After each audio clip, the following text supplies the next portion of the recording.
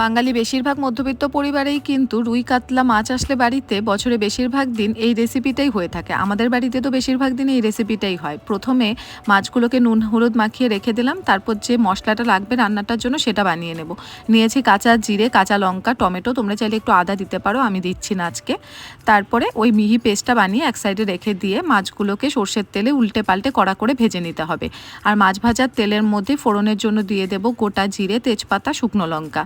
তো ফোড়নটা ফুটে আসলে বাটা মশলাটা দিয়ে পরিমাণ মতো নুন, হলুদ গুঁড়ো, লঙ্কা গুঁড়ো আর একটুখানি স্বাদ মতো চিনি দিয়ে ভালো মতন কষিয়ে নিয়ে আগে থেকে লম্বা করে কেটে রাখা আলুগুলোকে একটু ভাজা ভাজা করে নিয়ে সেই আলুটা দিয়েও একটুখানি কষিয়ে নিয়ে একসাথে ঝোলের জন্য জল দিয়ে দেবো। ঝোল ফুটে আসলে ভাজা মাছগুলো দিয়ে ওপর থেকে গরম মশলার গুঁড়ো দিয়ে আর একটু কিছুক্ষণ ফুটিয়ে ঢেকে নামিয়ে নিলেই তৈরি এই হালকা পাতলা মাছের ঝোল। আমাদের বাড়িতে কিন্তু এই মাছের ঝোলটা খেতে সবাই ভালোবাসে। যখন কোনো অপশান থাকে না তখন এই রেসিপিটাই হয়ে থাকে।